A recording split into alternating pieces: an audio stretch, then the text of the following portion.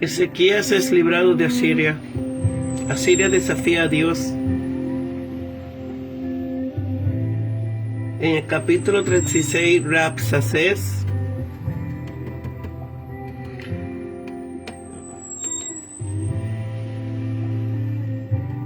principal servidor divino, pero usado para un gobernador o jefe personal, un embajador del rey de Asiria,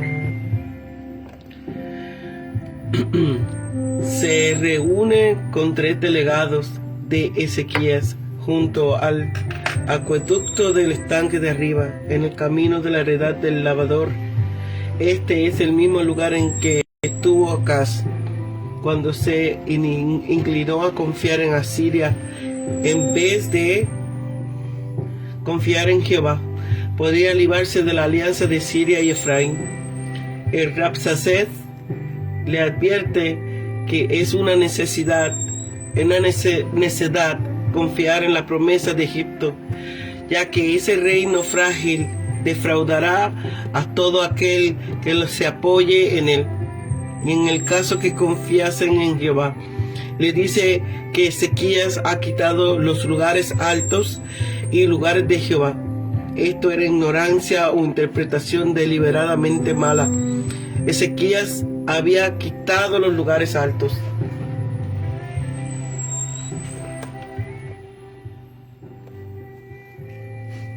y altares de Jehová.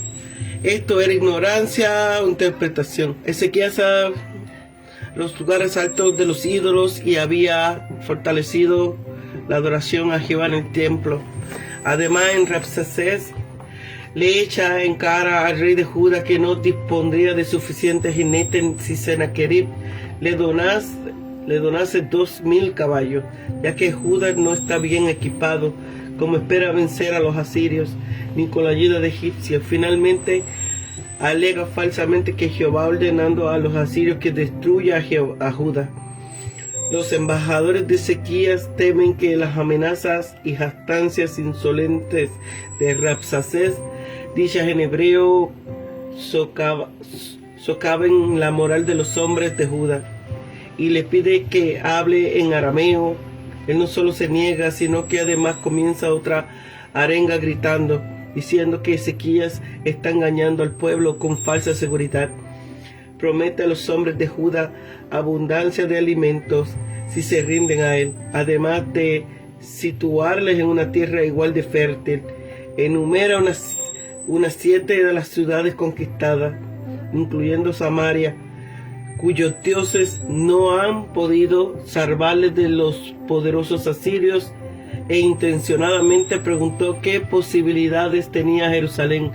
Con arrogancia, el Rabsacés decide que el pueblo de Dios debe rendirse. Siguiendo el mandato del rey, los hombres de Ezequías no intentan responderle, sino que van y cuentan su palabra al rey, la destrucción de Dios sobre Asiria.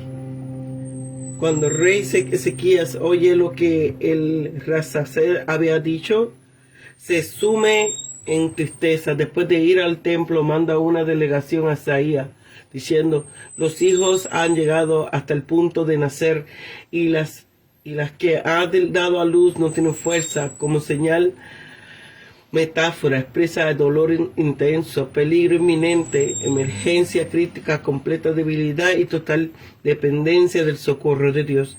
Con timidez que sobrepasa la fe, Ezequías sugiere que tal vez Jehová habrá oído las palabras burlonas de Rabsacés y le castigará.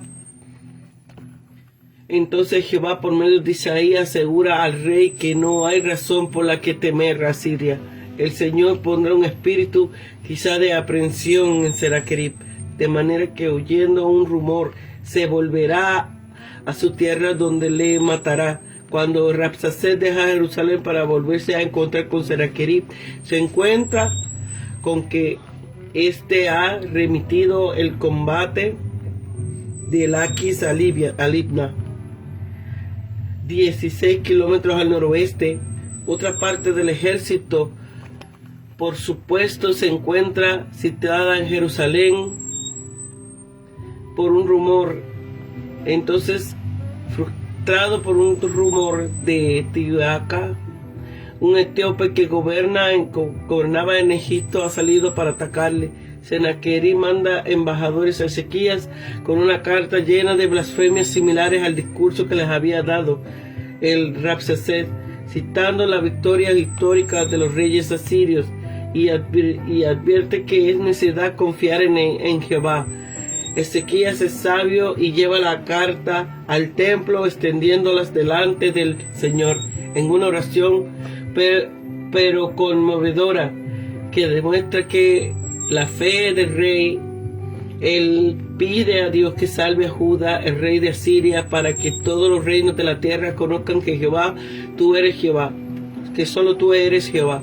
Jehová responde por Isaías a un poema que primero muestra a Jerusalén como una virgen que menosprecia a Sennacherib al tiempo que es derrotado. Entonces Jehová castiga a los asirios por haberse burlado de él mismo y por jactarse como si ya hubiese conquistado Judá y Egipto. Dios le dice a Sennacherib que él tan solo es un instrumento en las manos de Jehová, haciendo lo que él ya había planeado hacía mucho tiempo. El mismo Señor que conoce todo acerca de este rey malvado le hará volver a Siria como un animal con un garfio en la nariz. Entonces, volviéndose a Ezequías, el Señor le asegurará que aunque el abastecimiento de alimentos será limitado este año y el siguiente a causa de la incursión asiria, las cosechas volverán a la normalidad. El año tercero, los que hayan quedado en Jerusalén para la siega saldrán y llevarán una vida normal. El celo de Jehová por su pueblo lo garantiza. Jehová asegura a Ezequías que el rey de Siria no entrará en Jerusalén ni se acercará lo suficiente como para atacarla, sino amparará la ciudad y hará que el invasor se vuelva por el camino del por que vino. Y así fue. El ángel de Jehová mató 185,000 soldados asirios durante la noche. Hay una poesía escrita en el 1815 dramatizada que este evento fue originalmente escrita en inglés y aunque al traducirla pierde un poco la rima y el estilo, la reproducimos entera. La destrucción de Sennacherib. Descendió el asirio como lobo rapaz sobre el rebaño, y su banda de gala en púrpura y oro brillante, y el resplandor de su lanza como un astro reflejado en el mar. Cuando de noche en Galilea las olas se mecen sin cesar, como hojas del bosque cuando es verde y luciente el verano. Se vio la bandera de cruel enemigo al atardecer, como hoja del bosque cuando el otoño frío ha soplado. Yacía marchito y tirada el día siguiente al amanecer. El ángel de la muerte abrió sus alas en vuelo fatal, y sobre el enemigo sopló su aliento mortal. Los ojos que dormían quedaron cerrados, y los corazones latientes por siempre parados. Allí yace el corcel, bien abierto el hollar, pero el relinche de victoria no se deja oír ya, y corre en el suelo la espuma blanca de su agonía, fría como oleaje que rompe contra la roca sombría, y yace el jinete también pálido y retorcido, como con óxido en su malla, y mojado de rocío, y las tiendas silenciosas, la bandera solitaria, las lanzas desparramadas, la trompeta abandonada y las viudas de Ashur alzan su voz al llorar, y los ídolos se han roto en el templo de Baal, y el poder de los gentiles sin el golpe de la espada, como nieve se derrite ante Jehová y su mirada. Sennacherib volvió a Nínive solo para ser asesinado por sus hijos, Adramelech y Saracer, en el templo de su ídolo.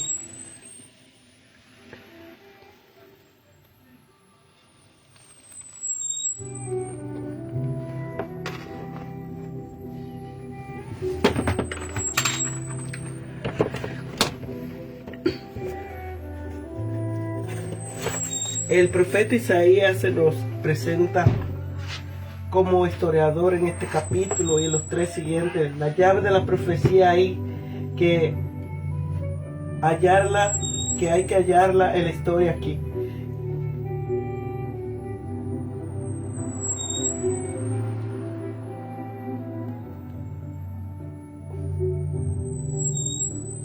Como para que mejor podamos entrar, está, como quien dice, colada en la puerta misma. Se repite en estos capítulos casi la letra. Lo que tenemos ya es Segunda de Reyes capítulos 18 y 19, Segunda de Corintios 32. En el presente capítulo tenemos la embajada. Tras de sus primeros éxitos en la tierra de Judá, envió a Sennacherib a Ezequías para que se le sometiera. La arenga que el Rabsacés hizo al pueblo que estaba sobre el muro de Jerusalén para amedrantarle. La reacción de los delegados de Ezequías y del pueblo que estaba sobre el muro ante la blasfema bratas de asirios.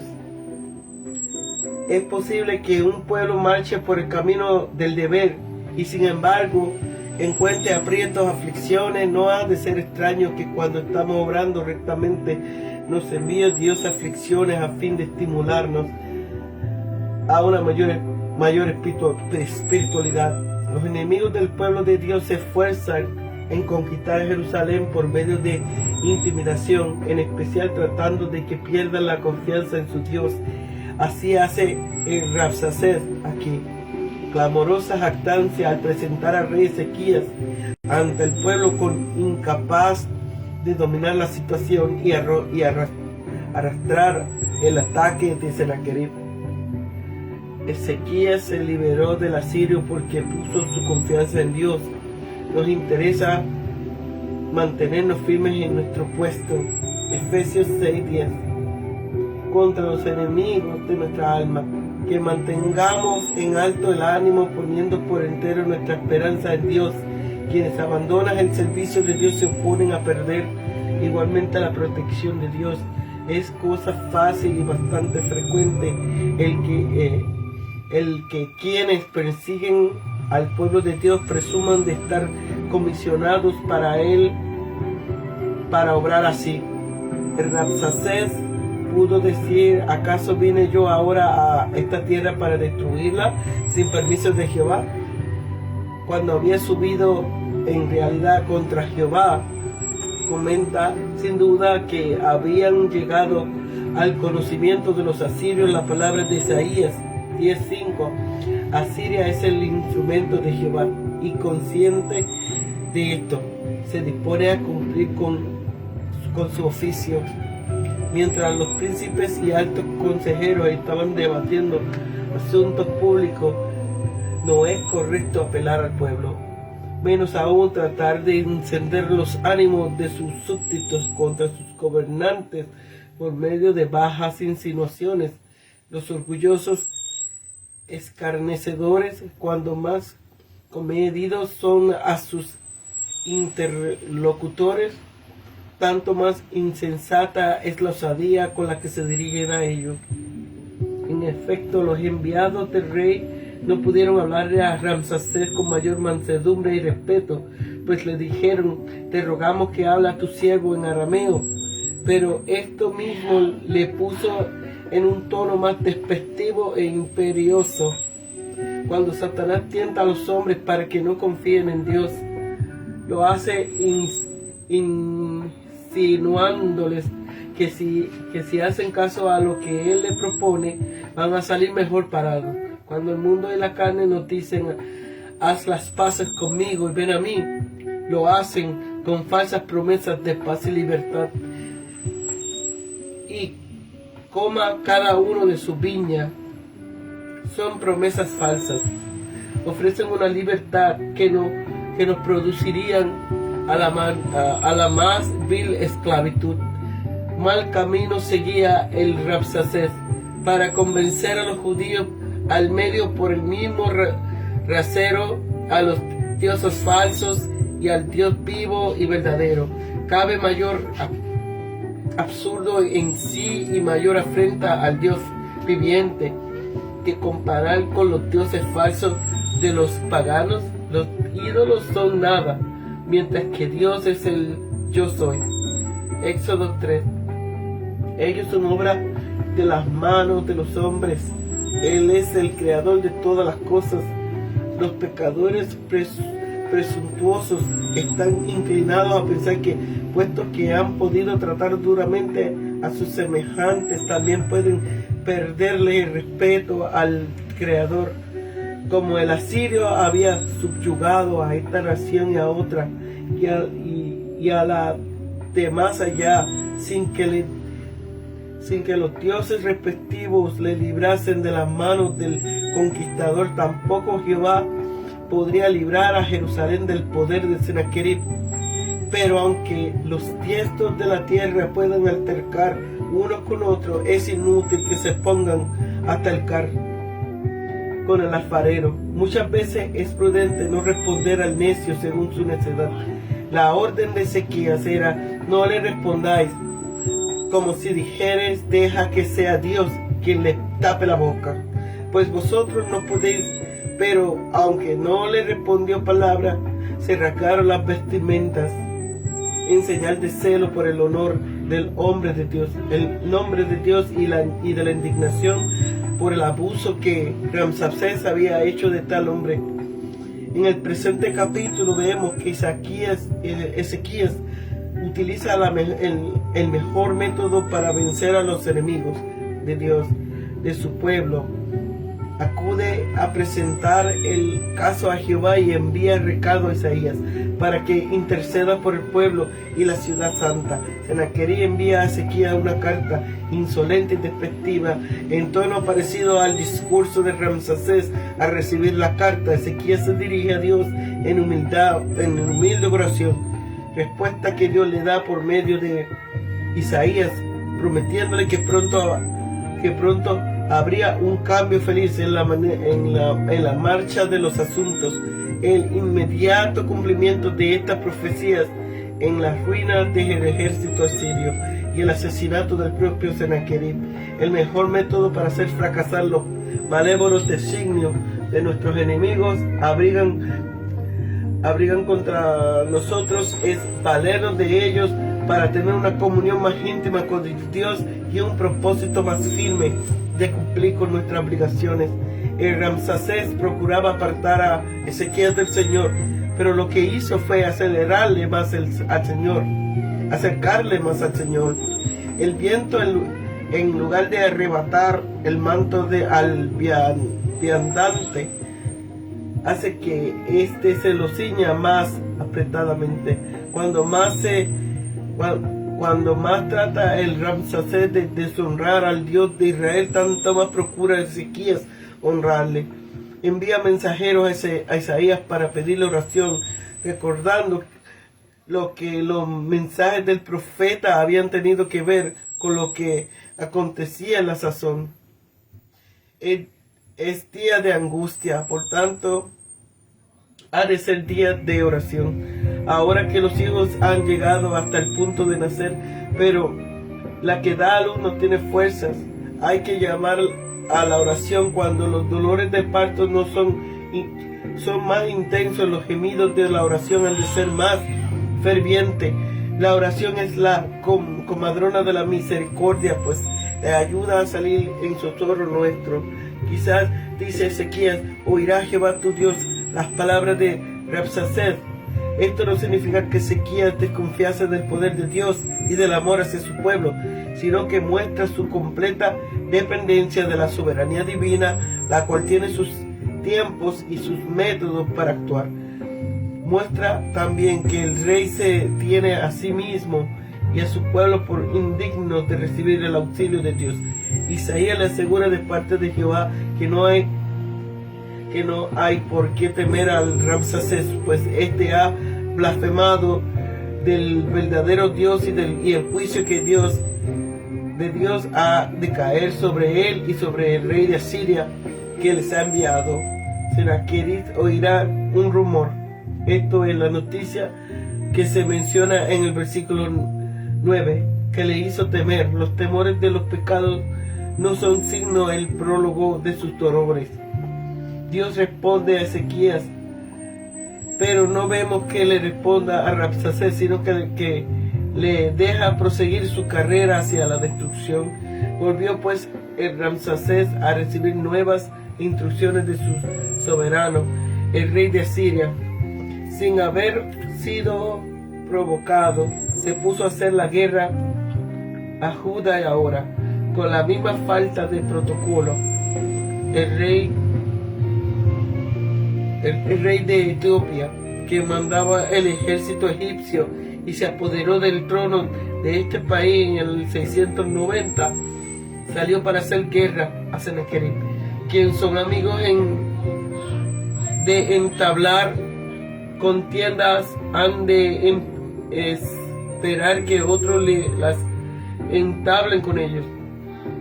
Malos es proferir de palabra insulto y blasfemia, pero peor aún es hacerlo por escrito, ya que por una parte muestra mayor deliberación y propósito, y por otra lo que se escribe se extiende más, dura más y produce mayor daño.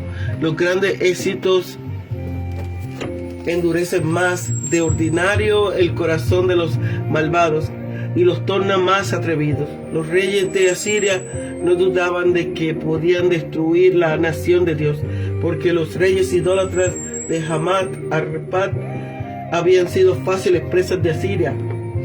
Por tanto, el religioso rey y reformador de Judá no solo había de pasar mejor. Ezequías tomó la carta de Sennacherib y la extendió en la presencia de Dios, sin intención de hacer más quejas que las que se basaban en el propio escrito del asirio. Que la carta hable por sí misma. Abre Jehová tus ojos y mira. Ezequiel se anima con la idea de que el Dios de Israel es Jehová de las huestes y el único que es Dios de todos los reinos de la tierra, pues Él hizo los cielos y la tierra, y por consiguiente es poderoso para hacer cuanto quiere. Cuando estemos tentados de temer miedo a hombres que son grandes destructores, apelemos con humildad, osadía al Dios, que es el gran Salvador. Los que reciben con paciencia mensajes de terror de parte de los hombres y envían con oración mensajes de fe a Dios, pueden esperar para su consuelo mensajes de gracia y de paz de parte de Dios. Isaías envió de parte de Dios un largo mensaje a Ezequías como respuesta a su oración: por cuanto me rogaste contra Sennacherib, has de saber para tu consuelo que tu oración ha sido oída. Los que insultan al pueblo de Dios, a Dios insultan. A quienes vituperasen y a quien blasfemaste contra el Santo de Israel, la injuria que Sennacherib hizo a Dios tuvo la agravante de enviar a sus siervos a que lo hicieran de su parte. Por mano de tus siervos has vituperado al Señor, y todavía se gloriaban el asirio de ser capaz de remover todos los obstáculos que se opongan a su avance. En respuesta a estas bravatas de Sennacherib, Dios responde por boca de Isaías, apóstrofa al asirio, y le hace saber que todo su poder y su éxito se deben enteramente a la voluntad de Dios, quien habían decretado desde antiguo el destino de las naciones que él había conquistado. Era pues una intolerable arrogancia por parte del asirio gloriarse de sus éxitos, como si se debiesen enteramente a las habilidades de su estrategia y al poder de sus numerosos ejércitos. Respuesta a esa arrogancia, Dios les va a frenar en seco. Pondrá mi garfio en tu nariz y mi freno en tus labios. Asiria va a ser como un animal de carga, como a veces se hacía un prisionero a quienes se le perfeccionaba la nariz, o los primeros para que obedecieran y los segundos para que afrentarles. Dios había firmado la comisión Sennacherib contra Judá. Ahora que empalman con la va a cancelar. Jerusalén será amparada y los asirios serán derrotados antes de que comience la veras el asedio. No hay modo de oponerse a Dios ni a su ejército, a su juicio, cuando se dispone a cumplirlos. Un solo ángel y una sola noche destruirá el numeroso ejército asirio. El mismo lugar que se halla el gran rey, el rey de Asiria, aparece diminuto en gran manera cuando se vea forzado a darse la vuelta lleno de terror. No sea que el ángel que ha destruido su ejército la destruya también a él, pero aún cae más bajo cuando sus propios hijos, que harían de defenderle, lo ofrecen en sacrificio a sus ídolos cuya protección él buscaba. Pero esto no es de todo Dios, se vuelve misericordioso, pero misericordioso hacia su pueblo. La tierra de Judá será más fructífera que de ordinario, de forma que sus pérdidas quedarán sobradamente reparadas, porque no piensen que la destrucción llevada a cabo en el país les va a excusar de observar el año sabático. Bien puede depender de Dios para su provisión a quien han dependido de Él para su salvación.